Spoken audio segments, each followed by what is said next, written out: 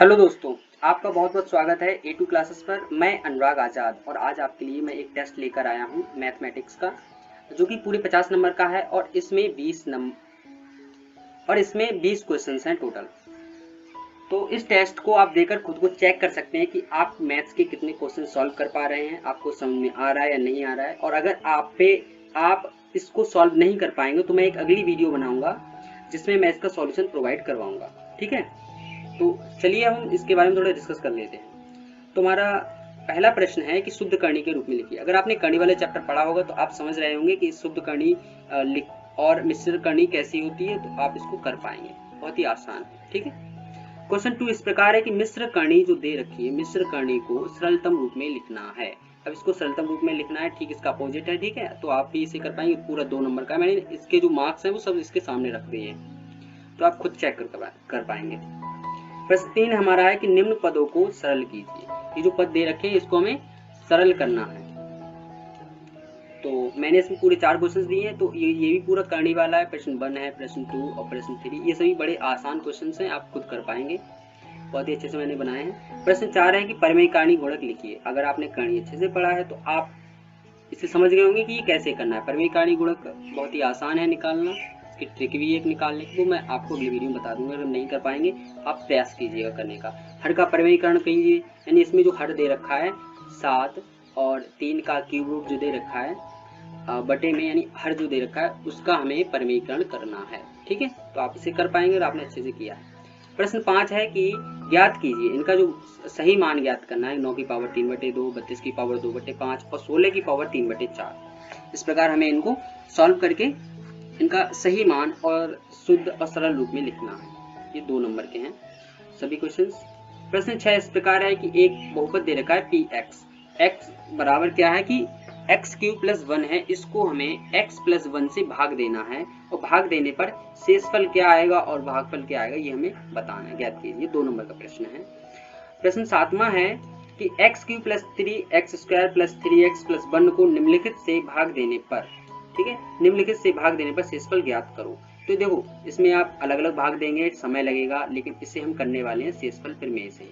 अगर आपने चैप्टर को अच्छे से पढ़ा है, दूसरे चैप्टर को, तो उसमें जो शेषफल प्रमेय है अगर आपको समझ में आई होगी तो आप इसे जरा सी देर में कर देंगे। ठीक है, हमें इसमें केवल शेषफल बताना है, भागफल नहीं बताना है, और ये शेषफल प्रमेय से होने वाला, बहुत ही आसान है। 4 नंबर का है, 2 नंबर का 1-1। ठीक है, प्रश्न 8 इस प्रकार है, यदि x - 1 जो है 4x³ + 3x² - 4x + k, ये जो बहुपद दे रखा है इसका अगर एक गुणनखंड है तो k का मान ज्ञात कीजिए।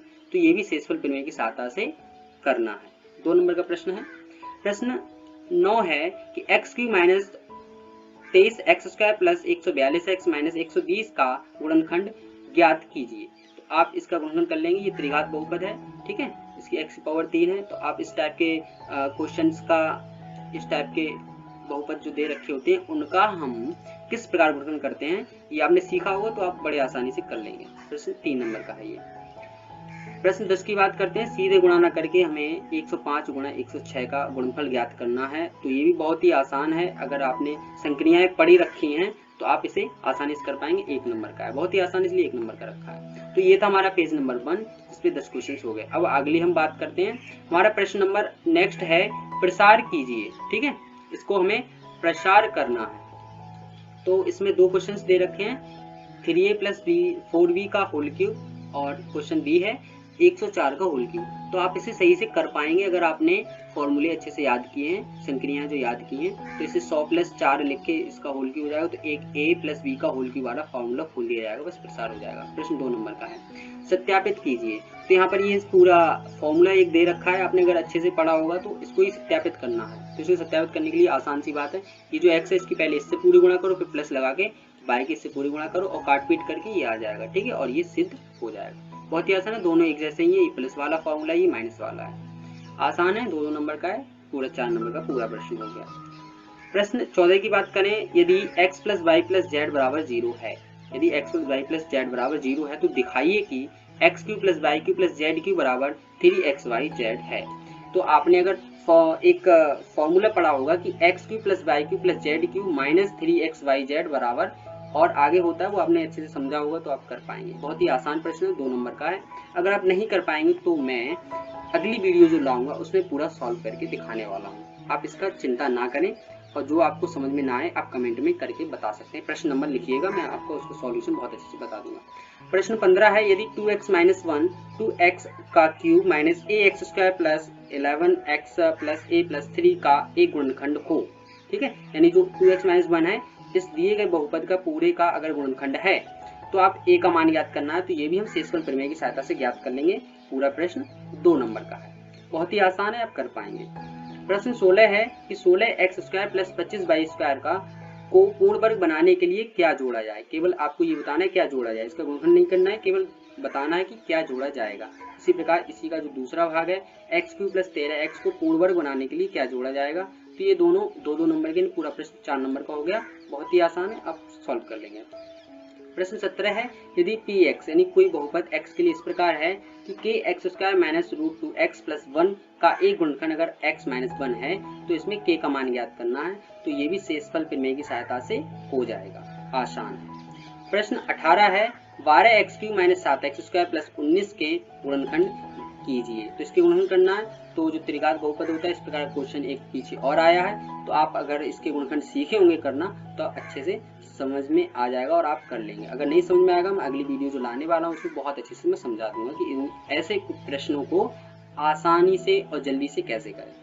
प्रश्न 19 है, ये तो बहुत ही ज्यादा आसान है, a की पावर 7 प्लस ए बी की पावर 7 के गुणनखंड कीजिए। तो इसमें से हम a कॉमन ले लेंगे तो a6 प्लस b6 हो जाएगा और बाकी हिंट्स मैंने दे दिए, आप इसे सॉल्व कर सकते हैं। यही पूरा प्रश्न जो है 2 नंबर का है, ठीक है। अब क्वेश्चन 20 की बात करते हैं। तो क्वेश्चन जो हमारा 20 है 2 plus root 3 upon 2 minus root 3 को सॉल्व कीजिए। इसको सॉल्व करना यानी कि जो नीचे इसका हर दे रखा है इसका हमें परमेयीकरण करना है। अगर हम सरल भाषा में कहें तो परमेयीकरण करने के लिए हम क्या करते हैं, जो हर होता है उसका हम क्या करते हैं संयुग्मी ले लेते हैं। यदि 2 प्लस रूट 3 है तो 2 प्लस 2 माइनस रूट 3 है तो इसका 2 प्लस रूट 3 से मतलब ऊपर नीचे गुणा कर देंगे, बस इसका परमेयीकरण हो जाएगा और ये इसका सरल रूप हमें प्राप्त हो जाएगा। तो आई होप आपको वीडियो सही लगी होगी। अगर आप सॉल्व कर सकते हैं तो सॉल्व कीजिए और आप बताइएगा कि आपने कितने नंबर का इसमें से सॉल्व कर लिया।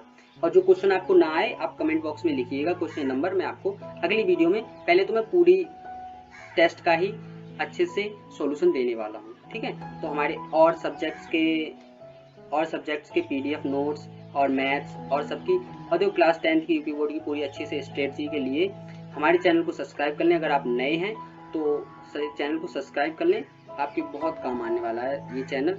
आपको एक अच्छी स्ट्रेटजी और आपको बहुत अच्छा गाइडेंस दिया जाएगा। मिलते हैं अगली वीडियो में। Thanks for watching.